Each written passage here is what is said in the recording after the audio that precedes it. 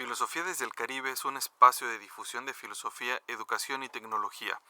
Mi nombre es Juan Montienlava y espero me acompañes en cada episodio donde de una manera amena y tranquila nos daremos cuenta lo cercano que está en nuestro día a día el mundo de la filosofía.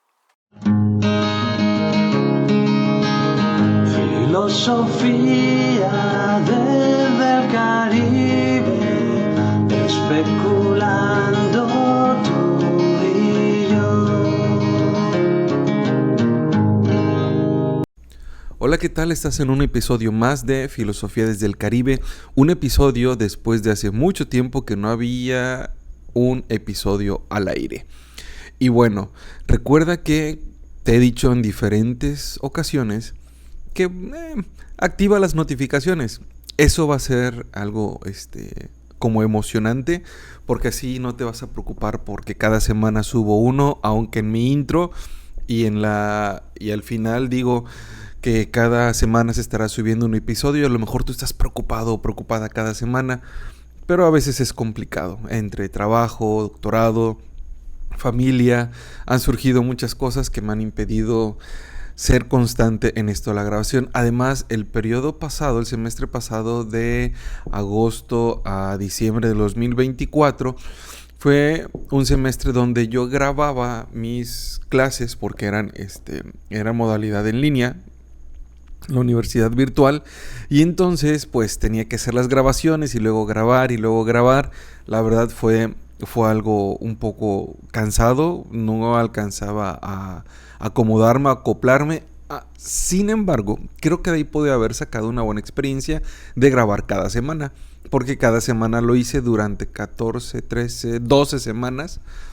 Creo que fueron 12 o 14 semanas en las que estuve grabando cada semana. Cada domingo subía un video explicando cada uno de los temas de ética, ¿no? Entonces dije, híjole, creo que debí haber aprovechado alguno de esos clips y algo de ese material. Sí lo subí, aún así no fui lo suficientemente constante, pero ya estoy aquí.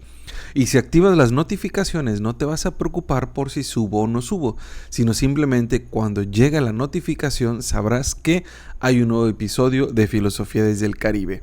Y el día de hoy voy a hablar sobre los actos del hombre y actos del ser humano. Sí, fíjense que voy a empezar como con esta pequeña historia. No estaba viendo cómo tratarlo. Sigo pensando en esta idea de invitar a alguien, pero trabajarlo, OBS, las transmisiones todavía como que me cuesta un poquito. Pero yo creo que me voy a arriesgar en este año. Este año tiene que ser el año de las colaboraciones. Y te comentaba, no sé si te ha pasado, o si eres profesor, profesora, o incluso como papá o mamá, o como alguien que ha regañado a un niño, a una niña o a otra persona, y la regaña porque hizo algo, sin darnos cuenta y sin investigar si eso que hizo fue condicionado por algo. Sí, normalmente regañamos al último y le llamamos la atención al último, a la última, que termina toda la acción. Es decir, vamos a ver, primer acto, un niño o una niña está molestando a otra persona, a otro niño o una niña. Vamos a situarnos en la escuela, porque este ejemplo surge en la escuela, en la secundaria, donde estuve trabajando. Primer acto, un niño le hace, molesta a otro niño. Segundo acto, el niño que ha sido molestado le regresa, le contesta la agresión, ipso facto, en ese mismo momento. Tercer acto, el profesor se da cuenta, no del primer acto, solamente del segundo acto, y regaña al niño, y es al que lleva primero a la dirección, porque fue el que vio que golpeó. ¿Qué pasó ahí? ¿Quién tuvo la culpa? Análisis, demás. ¿Qué es lo que sucede ahí? En ocasiones solamente nos enfocamos en la última acción, en el último momento. Es decir, regañamos o estigmatizamos a esa persona que actuó en última instancia, sin darnos cuenta que esta persona que actuó en última instancia pudo haber sido un acto netamente condicionado por el otro. Pero tan condicionado que fue en el acto. Supongamos, llega, le da un golpecito y el otro se enoja, y se lo devuelve sin pensarlo. Simplemente tiene ahí esa acción. Nos fijamos en lo último y castigamos al último. Y ahí es donde digo, caray, ¿por qué hacemos eso? Cuando realmente quien empezó todo fue el primero, el niño, esta personita del primer acto.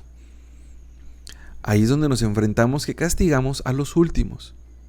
Pero entonces, ¿qué sucede ahí? Obviamente la acción en sí misma puede tener una valoración y no debemos de molestar ni golpear a nadie y debemos de tener la suficiente madurez a la edad que sea para mantenernos a flote y no cometer ningún acto violento de ningún tipo. Sin embargo, en ocasiones estamos condicionados por algo, por una acción a lo mejor que fue muy recurrente. Y actuamos en ese momento sin pensarlo, simplemente actuamos de manera instintiva. Como si lo hiciéramos desde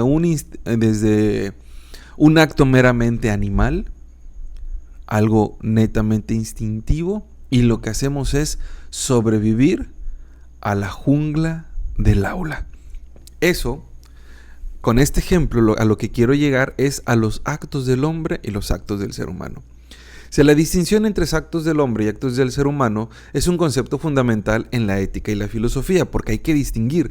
Recordemos que hay filósofos que nos hablan de que somos seres racionales, pero también somos animales racionales. Y también somos individuales. Entonces, en esta racionalidad, pero en esta animalidad, hay algo que nos gobierna. O lo animal, o lo racional.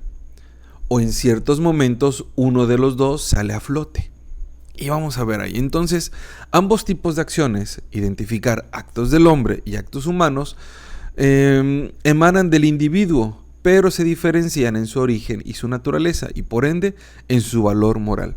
No es lo mismo entonces un acto del hombre o un acto del ser humano. Y con acto del hombre podemos decir hombre-mujer, me refiero a esta parte instintiva.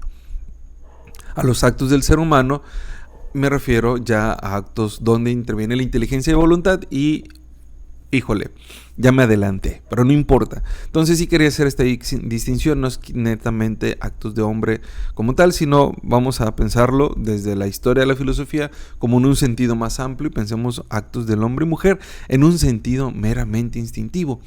Pero estos dos, tanto la animalidad como la racionalidad en nosotros nos gobierna. Y ahí nos damos cuenta entonces a diferenciar estos actos del hombre. Los actos del hombre son aquellos que compartimos con otros seres vivos, especialmente los animales. Somos animales racionales, ya lo había dicho por ahí el filósofo. Están determinados por impulsos biológicos, instintos y reacciones espontáneas. Entonces, en estos actos del hombre, nos acercamos a nuestro lado animal. Piensa en el ejemplo, el niño que le contestó. No me quiero adelantar, pero estoy pensando, el niño que le contestó al primer agresor. ¿Cómo actuó? ¿Es un acto del hombre? ¿Pudo haber sido instintivo? Esa parte animal de mantener el dominio y el control de lo que lo rodea. Ahí tenemos lo que serían los actos del hombre. Y ese es en ocasiones el que castigamos. Pero continúo. ¿Cuáles son sus características? Son inconscientes, no requiere ni un proceso racional previo. Simplemente es un mero acto, podríamos decir impulsivo, netamente instintivo, abogando a nuestra animalidad. Involuntarios, ocurre sin una deliberación consciente. A eso me refiero. El niño llega, le da un golpe y el otro contesta de manera inmediata. Deliberación inconsciente. No lo pensamos. Estos actos no son morales. No pueden ser juzgados. No pueden ser juzgados desde una perspectiva ética, ya que carecen de intencionalidad y libertad propias de la acción humana. Cuando actuamos como seres humanos, pensamos deliberadamente, inteligencia y voluntad para reaccionar. Pero en ocasiones de manera instintiva no lo hacemos. Como si nuestra razón se nublara completamente por nuestro lado instintivo, por nuestro lado animal. Algunos ejemplos que podríamos tener aquí: respirar. No es como que decimos caramboleras. No he respirado, voy a respirar. Comer. Ojo, aquí hay un truco. Comer es un acto netamente instintivo animal. Comer. Dije comer. Dormir. Reaccionar ante un estímulo doloroso. Es algo meramente instintivo. Hay quienes se pueden gobernar a sí mismos y controlarse, pero ese es otro aspecto. Entonces, estos son los actos del hombre. Y por otro lado, tenemos los actos del ser humano. Si ya dije que los actos del hombre son aquellos de manera instintiva, por lo tanto, lo que nos queda son los actos donde actuamos de una manera racional.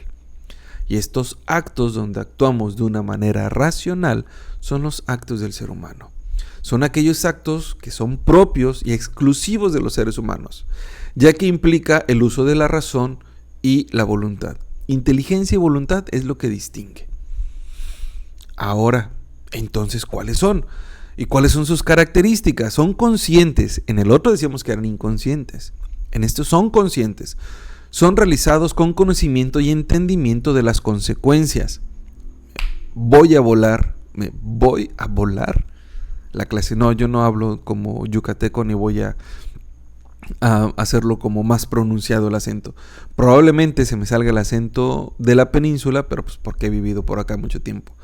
Pero creo que sigo manteniendo el acento del norte. Anótame en los comentarios si por mi entonación y mis terminaciones al momento de hablar, hablo como alguna persona de la península. Bien, entonces son conscientes. Sabemos y lo que podría suceder entre todas sus posibilidades, lo hacemos. Actos conscientes. Son voluntarios, se llevan a cabo a través de una decisión libre. Entonces nos damos cuenta que este primer individuo que golpea en el acto 1, él lo pensó, lo analizó, determinó que este era el momento para poder golpear a su compañero. Ahí tenemos inteligencia y voluntad. Tenemos que es consciente, acto voluntario. Pueden ser juzgados como buenos o malos, justos o injustos, ya que son realizados con intención y responsabilidad.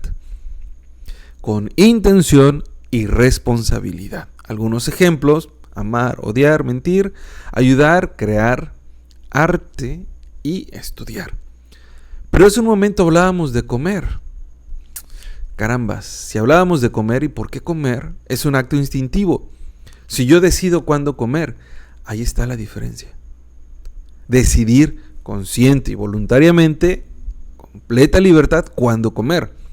No es lo mismo que pasemos un gran tiempo sin comer y de repente veamos algo y ni siquiera pensemos en, no he comido en mucho tiempo, veo una comida, voy por los cubiertos. No, no lo devoramos, porque es algo instintivo. Sin embargo, no podemos ir por la calle o vemos alguna tiendita de conveniencia y decir, tengo hambre, voy a agarrarte aquí unas conchas y unas sabritas porque no es patrocinado.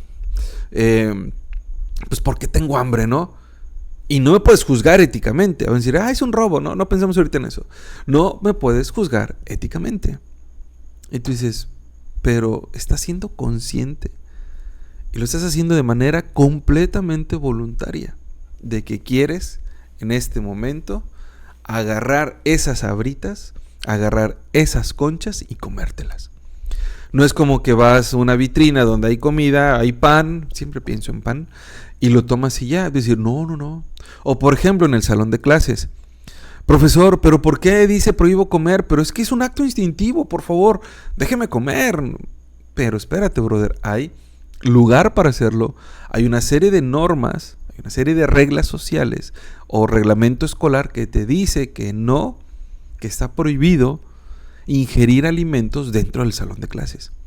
No pensemos si el profe lo hace, punto y aparte, pero también a veces lo hacemos.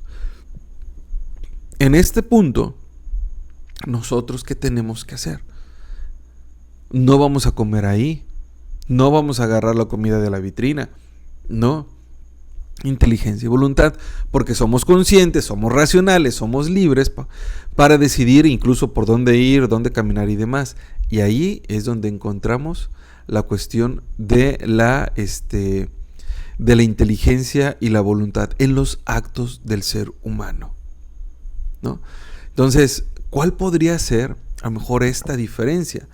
Hay una importante distinción. Primero, asumir la responsabilidad. Al distinguir entre actos voluntarios y actos involuntarios, acciones deliberadas, podemos responsabilizarnos de nuestros actos y sus consecuencias. El primer chamaquito que le dio el golpe fue un acto completamente voluntario y tiene que asumir las consecuencias. Pero en ocasiones nos fijamos en el último, en el que responde a esa agresión de manera inmediata. Si responde, si tarda un momento y dice, ahorita que pase se la regreso, ya es diferente. Pero si lo hace de manera instantánea, habría que ver. Incluso si fue un acto después, antes de castigar al último, al quien vimos que hizo la agresión por última vez o a quien contestó, tenemos que analizar para ver qué pasó. Ahora, valorar la moralidad o valorar los actos. Los actos humanos pueden ser objeto de juicio moral, ya que implica una elección y una intención. Sabemos qué hacer y qué no hacer. Soy voluntario, valoramos, ejercemos y entonces, ¡pum!, tenemos que asumir las consecuencias. Por último, en esta, allí más cosas, pero fortalecer la libertad. Al conocer nuestra capacidad de elegir, podemos ejercer nuestra libertad de manera responsable y construir una vida con sentido. Entonces tenemos distinciones importantes. Asumir la responsabilidad en los actos del hombre y los actos del ser humano. En los actos del ser humano hay que asumir la responsabilidad como tal. Valorar la moralidad en los actos humanos, que son donde tenemos la conciencia, la inteligencia y la voluntad para asumir, entonces tenemos que ser valorados y además también fortalecer la libertad, es decir, tenemos que ejercer nuestra capacidad para elegir. Esto que les estaba comentando lo hago como en la parte introductoria de lo que es la clase de ética, y la semana pasada que estaba con esta clase dije, caray, vamos a hacerlo, porque estoy seguro, y anota en los comentarios si te ha pasado algo, si puedes distinguir entre tus acciones del día de hoy, en el momento en que estás escuchando esto, cuáles han sido tus actos del ser humano y cuáles son tus actos del hombre. Y si puedes distinguir aquellos actos del hombre donde cual utilizaste la inteligencia y voluntad para poder controlar ya sea la acción, la ansiedad, el querer hacer algo, porque eres un ser racional y nos distinguimos de los animales. Aún así, surge nuestra animalidad, ¿no? Entonces, anota por ahí tus 5 actos del ser humano, tus 5 actos del hombre para ver. Y entre todos vamos construyendo esta comunidad de filosofía desde el Caribe. Gracias por escucharme. Este video es corto porque se me está acabando. Este audio es corto. Este episodio es corto porque se le está acabando la pila al estabilizador y entonces ¡pum!, se va a colgar y voy a dejar de grabar. Pero recuerda seguirme, compartir. Estoy en las redes sociales y también estoy en esta china de Red Note, algo así se llamaba. Porque pues bueno, también entré a la paniqueada. Dije, mis seguidores de Estados Unidos no me van a ver ni escuchar. Así que abrí esa cuenta. Y resulta que estoy teniendo muchos comentarios por parte de los chinos. Discúlpenme, comunidad de China, si los subtítulos no son los correctos. Espero y estén correctos, no sé chino. Pero pues bueno, utilizo los subtítulos de Catcut, así que échenle la culpa. Y de hecho Catcut es chino, ¿no? Creo que sí. Así que pues bueno, espero que sean lo más fiel posible. Y nos vemos en otro episodio de Filosofía desde el Caribe. Este podcast que se hace en esta ocasión sin tanta producción. Creo que ahora pretendo hacerlo minimalista y sencillo, pero para poder conseguir los objetivos de estar contigo cada semana. Recuerda que estás en Filosofía desde el Caribe. Mi nombre es Juan Montiel Nava y sígueme en mis redes. Hasta el próximo episodio. Esto fue el podcast Filosofía desde el Caribe. Semanalmente se estarán presentando nuevos episodios. No se te olvide compartir y suscribirte. Esto ayudará a mantener el ritmo de las publicaciones.